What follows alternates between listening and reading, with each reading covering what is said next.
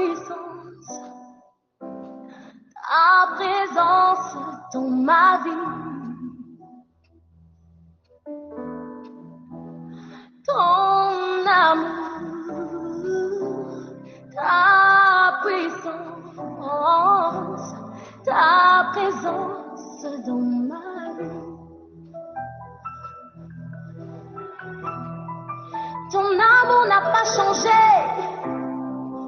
ton amour n'a pas changé, ta présence dans ma vie. Ton amour n'a pas changé, Ton amour, Jésus, n'a pas changé. ta présence dans ma vie n'a pas changé. N'a pas changé Alléluia. Frères et sœurs, peuple de Dieu, dans ma vie. shalom. Une fois de plus, je bénis notre Seigneur Jésus-Christ pour ce moment si précieux qu'il nous accorde tous afin de continuer l'enseignement biblique concernant les armes de la discipline spirituelle. Après avoir étudié la fois passée sur la première arme qui est le courage, nous passons à la deuxième, la détermination. Entendez bien, la détermination. À ce sujet, peuple de Dieu, la Bible stipule ce qui suit. Ruth dit, ne me pousse pas à te quitter, à me détourner de tes pas, où tu iras, j'irai, où tu demeureras, je demeurerai, ton peuple est mon peuple, et ton Dieu est mon Dieu. Ruth, chapitre 1er, verset 16. Dans l'épître aux Hébreux, chapitre 10, 23, il est écrit, gardons fermement l'espérance que nous proclamons, car Dieu reste fidèle à ses promesses. Gardons fermement, avec courage, avec détermination, l'espérance que nous proclamons, car Dieu reste fidèle à ses promesses. Honneur et gloire à Dieu pour sa parole. Chanter ton amour. Tu es mon Dieu, tu es mon Dieu, tu es ma joie, tu es ma force, tu es mon Dieu.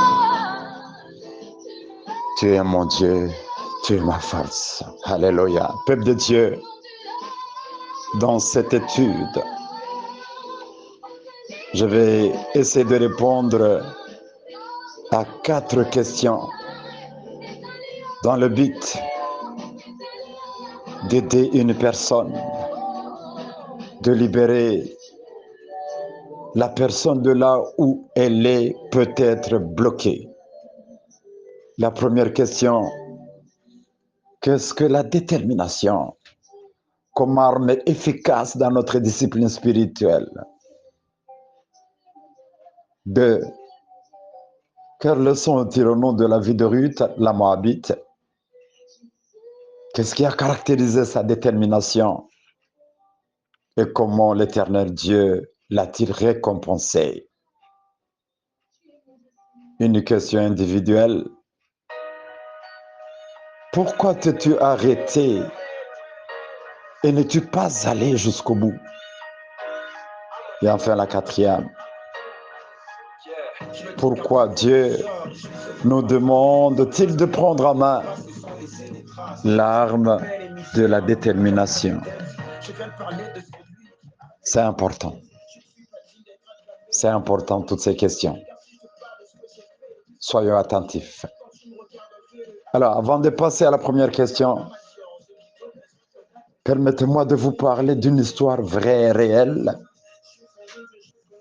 qui puisse nous illustrer ce que c'est la détermination.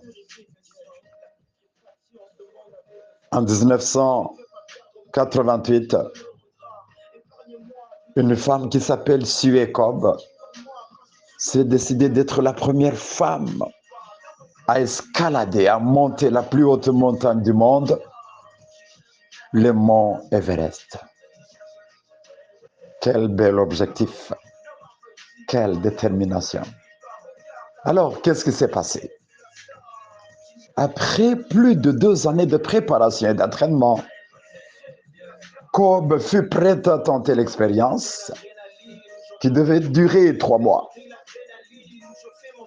La situation était compliquée, risquée, car 10% des personnes qui essaient d'escalader les 11 428 mètres de cette haute montagne du monde meurent. Qu'à cela ne tienne, Madame Cobb était prête à prendre ce risque. Et c'est pourquoi elle est allée vivre à 8000 mètres de hauteur pendant 8 semaines afin de s'habituer à l'altitude. Lorsqu'elle arrive à 1200 mètres seulement du sommet, son équipe et elle sont informées qu'à cause du mauvais temps, il n'y a pas moyen de continuer la course. En descendant, elle était certainement déçue parce que le mauvais temps a bloqué son ambition. Mais en descendant, elle a dit quelque chose d'important. Sachons que dans la vie, ce qui importe, ce n'est pas le sommet, c'est le trajet. Sachons que dans la vie, ce qui importe, ce n'est pas d'abord atteindre le sommet, mais c'est la détermination qu'il nous faut dans le trajet, dans le parcours. Alléluia.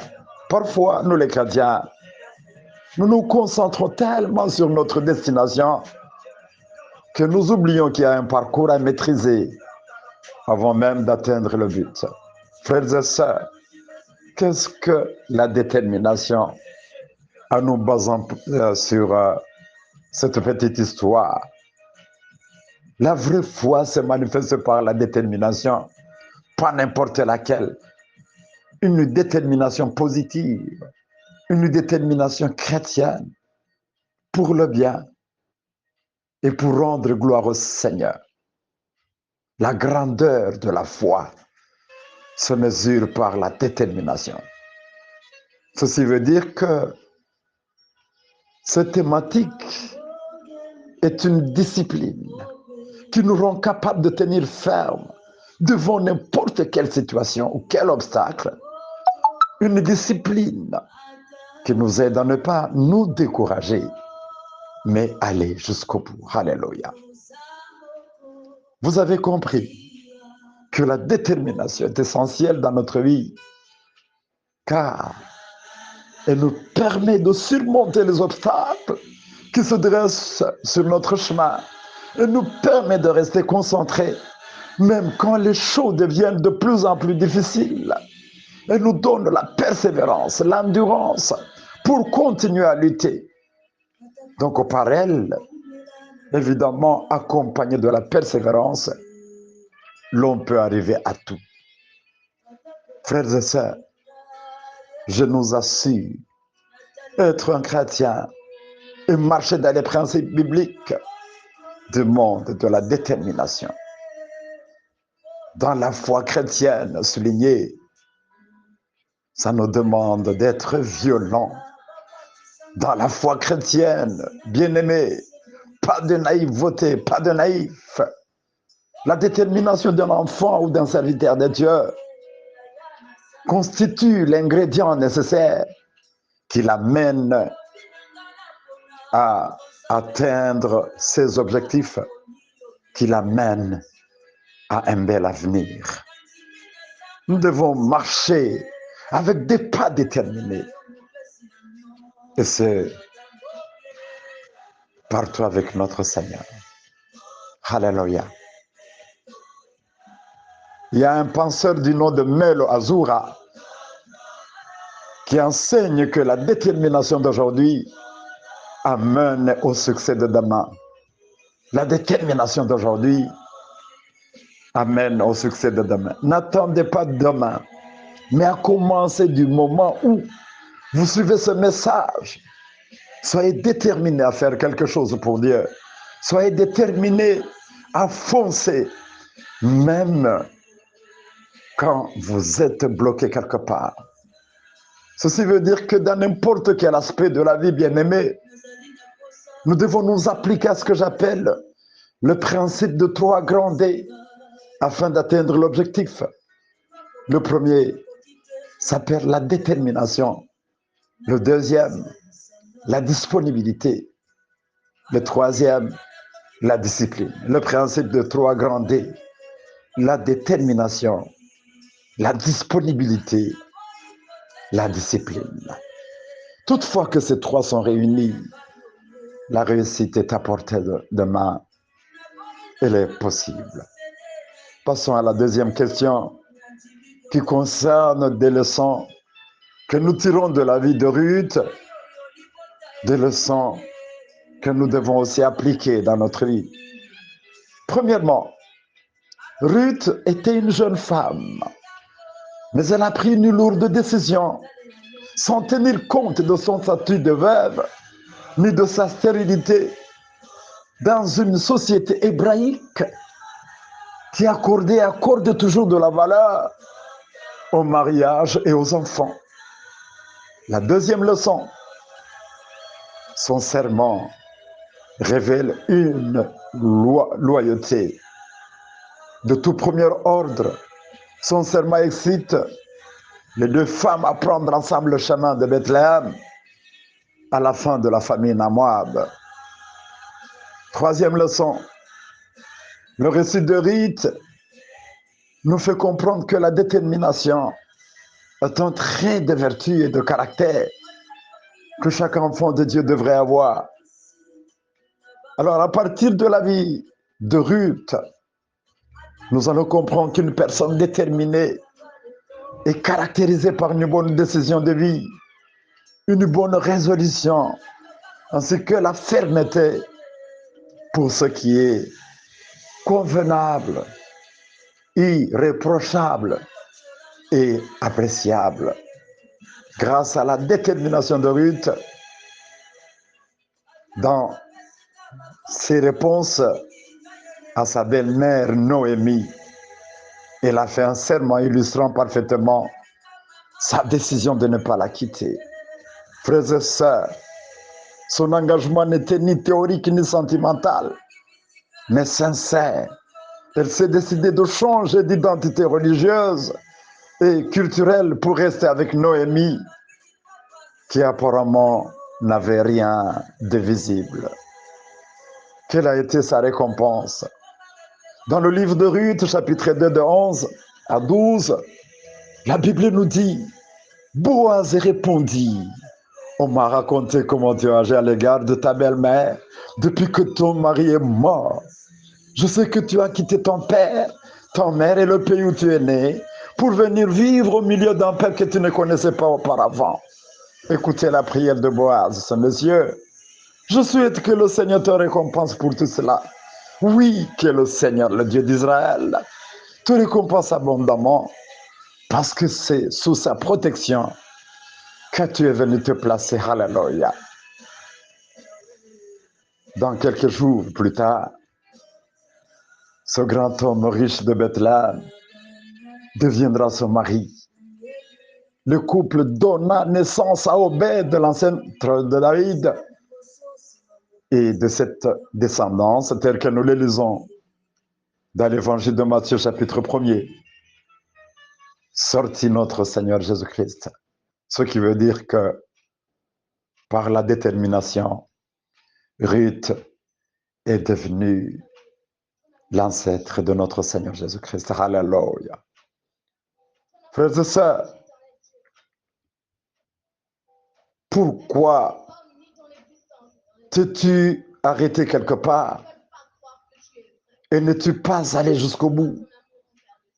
Pourquoi sommes-nous arrêtés quelque part et ne sommes-nous pas allés jusqu'au bout? J'estime que parfois, il nous manque la ferme résolution, la persévérance et l'endurance. Très souvent, frères et sœurs, Plusieurs chrétiens entreprennent le chemin du Seigneur, mais par manque de détermination, ils abandonnent au moindre obstacle. Revenons à nous-mêmes. Soyons déterminés à faire et notre pas. Ne nous arrêtons pas, mais continuons. Alors, pourquoi le Seigneur nous demande de prendre en main l'arme de la détermination dans notre vie? Frères et sœurs, sans la détermination, nous abandonnons facilement ce que nous avions entrepris. Nous devenons démotivés, déconcentrés. Franchement, là, je vous le dis avec tout mon cœur, nous ne pouvons rien recevoir dans la vie sans la détermination. Celle-ci est une école de Dieu qui nous exige d'abord de nous fixer des objectifs, suivre leur progression, travailler notre discipline, nous entraîner régulièrement et apprécier autant le chemin que l'arrivée. Nous devons être déterminés tant dans la chose de Dieu que dans tous les autres aspects de la vie. Frères et sœurs, en conclusion, servons Dieu avec détermination. Faisons tout ce qui est bon avec détermination. Ne soyons pas comme des petits enfants qui abandonnent vite ce qu'ils entreprennent. Ne nous arrêtons pas sans avoir marqué le but. J'aime l'apôtre Paul lorsqu'il dit « Tous les athlètes à l'entraînement s'imposent une discipline sévère. Ils le font pour gagner une couronne qui se fane vite. Mais nous le faisons pour gagner une couronne qui ne se fanera jamais. C'est pourquoi il revient à lui-même. C'est pourquoi je cours. Et c'est ça les conseils que je donne à chacun de nous. C'est pourquoi je cours les yeux fixés sur le but. C'est pourquoi je suis semblable au boxeur qui ne frappe pas au hasard. Je traite durement mon corps et je le maîtrise sévèrement afin de ne pas être moi-même disqualifié après avoir prêché aux autres. Alléluia. 1 Corinthiens 9, de 25 à 27. Mon frère, ma soeur, cours les yeux fixés sur le but. Ne sois pas comme un boxeur qui frappe au hasard. Traite sévèrement ton corps. Ne sois pas disqualifié pour avoir arrêté à mi-chemin ta course. Pour être bien déterminé, Jésus-Christ est notre modèle. Alléluia. Il est allé jusqu'au bout de sa mission. Passant par la croix et par la tombe, il est sorti vainqueur. Mon frère, ma soeur, quels que soient les coups de la vie ou les barrières que l'ennemi place devant toi, revêt-toi de la détermination spirituelle. Ainsi, tu franchiras l'infranchissable en te confiant à notre Dieu. Que le Saint-Esprit agisse dans cet enseignement, qu'il te met à cœur d'être bien déterminé dans les objectifs que tu as pris pour la gloire de notre Seigneur. Soyons bénis. Amen.